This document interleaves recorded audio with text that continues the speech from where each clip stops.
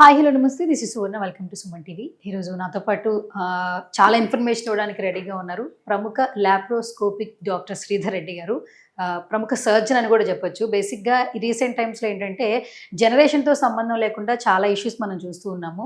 మెయిన్గా ఈ మధ్య కాలంలో ప్రతి ఒక్కరికి పైల్స్ సమస్య గురించి వింటూ ఉన్నాము. సో ఈరోజు పైల్స్ గురించి మోర్ ఇన్ఫర్మేషన్ ఇవ్వడానికి శ్రీధర్ రెడ్డి గారు రెడీగా ఉన్నారు. ఆయనతో మాట్లాడదాం. సో డాక్టర్, బేసిక్గా ఫిస్టులా అసలు ఇది ఎలాంటి వాళ్ళలో ఎక్కువగా వస్తుంది? ఇది రావడానికి ప్రధాన కారణాలు ఏంటి? ఒకవేళ రాకుండా ఉండాలంటే ఎలాంటి జాగ్రత్తలు తీసుకోవాలి? చాలామంది భయపడే డిజీజ్ ఏంటి అంటే ఫిస్టులా. చూడడానికి చిన్న డిజీజ్ లాగానే ఉంటుంది, కానీ చాలామంది వరి అయ్యేది కానీ, లేకుంటే భయపడేది కానీ, దీనికి సర్జరీస్ అంటే ఒక రకమైన భయం ఉండేది కానీ, లేకపోతే వాళ్ళ కంప్లీట్ డిప్రెషన్లోకి వెళ్ళడానికి ఇది ఒక డిజీజ్ సరిపోతుంది. ఇంకే మేజర్ డిజీజ్ అవసరం లేదు. చూడడానికి చిన్న డిజీజ్ లాగానే ఉంటుంది, కానీ ఈ డిజీజ్ ఇచ్చే డిప్రెషన్ అనేది చాలా పెద్ద డిప్రెషన్. ఎందుకు అంటే ఈ ఫిస్టులాస్ అంటే ఏంది, నథింగ్ బట్ యానల్ కెనాల్ అంటే మోషన్ చుట్టూ ఉండే చిన్న చిన్న గడ్డలు పగిలిపోయి ఒక చిన్న దారి ఫామ్ అయిపోయి అక్కడ నుంచి మనకు చీము అనేది కారుతూ ఉంటుంది.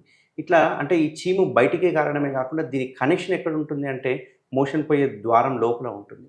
సో మోషన్ పోయే ద్వారం లోపల బయట ఈ రెండింటికి ఒక కనెక్షన్ ఫామ్ అయితే దాన్నే ఫిస్టులా అంటాం అన్నట్టు.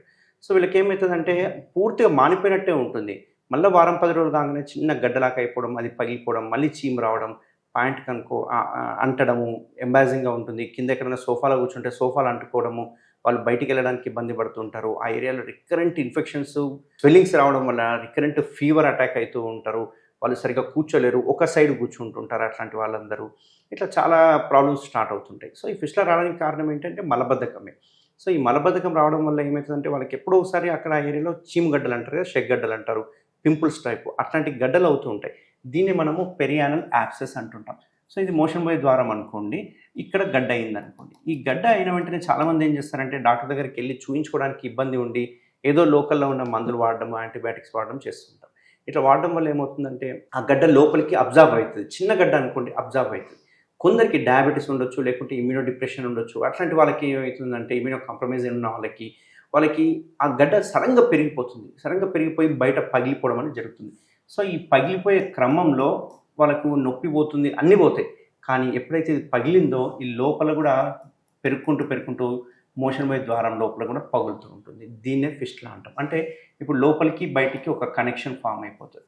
ఆ కనెక్షన్ ఫామ్ అయిపోయి మోషన్ పోయినప్పుడల్లా మోషన్ ఉన్న బ్యాక్టీరియా అంతా ఇందులోకి వచ్చేసి దీని నుంచి బయటికి రావడం జరుగుతుంది. సో చూడ్డానికి ఏం కనపడదు, చిన్న పొక్కులాగా చిన్న గుల్లలాగా కనిపిస్తుంటుంది. బట్ అందులో నుంచి కంటిన్యూస్గా చీమ్ అనేది వస్తుంటుంది. దీన్నే మనం ఫిస్టులా అంటుంటాం.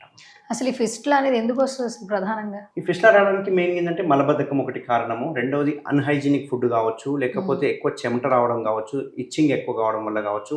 అక్కడ లోపల కొన్ని గ్లాండ్స్ అని ఉంటాయి. మనకి స్వెట్ గ్లాండ్స్ ఎట్లా ఉంటాయో యానల్ కెనాల్లో కూడా ఇక్కడ గ్లాండ్స్ ఉంటాయి. ఆ గ్లాండ్స్ బ్లాక్ అవ్వడం వల్ల అక్కడ నుంచి చీమ్ అనేది పెరిగిపోయి ఈ ఫిస్టులాలు అనేది ఫామ్ అవుతుంది. ప్రధానంగా ఏ ఏజ్లో ఉన్న వాళ్ళకి ఇది అటాక్ అవుతుంది డాక్టర్? ఈ ఫిస్టులాకి ఏజ్ అంటూ ఉండదు. ఎవరికైతే అక్కడ షెగ్గడ్డలు అయినాయో, లేకుంటే స్వెల్లింగ్స్ అయినాయో వాళ్ళందరికీ ఫిస్టులా ఫామ్ అయ్యే అవకాశాలు ఉంటాయి. ఈ యాబ్సెస్ ఎప్పుడైతే కరెక్ట్ టైంకి కనుక మనము దాన్ని ఇన్సిషనల్ డ్రైనేజ్ చేసి మొత్తం చీమంతా బయటికి తీసేస్తే కనుక ఫిస్టులా ఫామ్ అయ్యే అవకాశాలు 50 to 70% తక్కువ ఉంటుంది.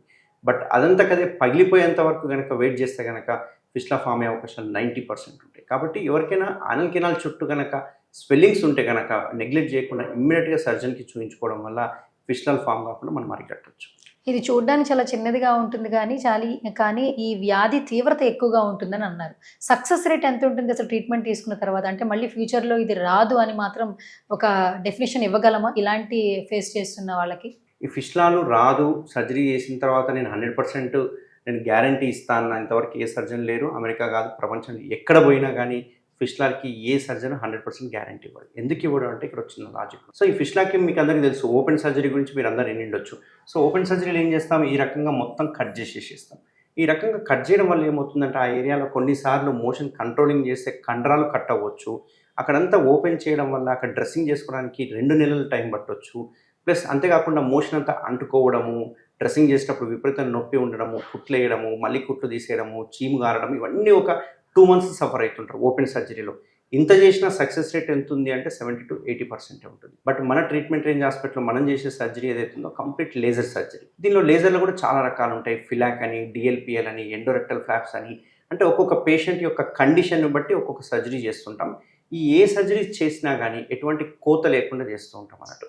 సో ఇక్కడ లేజర్లో మనం ఏం చేస్తామంటే ఈ ట్రాక్ట్ ఏదైతే ఉందో దీని ఎటువంటి కటింగ్ లేకుండా దీన్ని ట్రాక్ని మొత్తాన్ని లేజర్తో కాల్చేయడం జరుగుతుంది. సో లోపల ఓపెనింగ్ని బయట ఓపెనింగ్ని క్లోజ్ చేయడం జరుగుతుంది అన్నట్టు. సో ఆ క్లోజ్ చేసే టెక్నిక్స్ని బట్టి సక్సెస్ రేట్ అనేది డిపెండ్ అయి ఉంటుంది. సో ఓపెన్ చేసినా లేజర్ చేసినా సక్సెస్ రేట్ సేమే, 70-75% మాత్రమే సక్సెస్ రేట్ ఉంటుంది. లేజర్ చేయడం వల్ల ఎటువంటి కోత ఉండదు కాబట్టి వాళ్ళు నెక్స్ట్ డే డిశ్చార్జ్ అవ్వచ్చు, వాళ్ళు ఎటువంటి పనులైనా చేసుకోవచ్చు, ఎటువంటి డ్రెస్సింగ్స్ కానీ ఎటువంటి పథ్యం కానీ ఇట్లాంటివన్నీ అవసరం ఉండదు.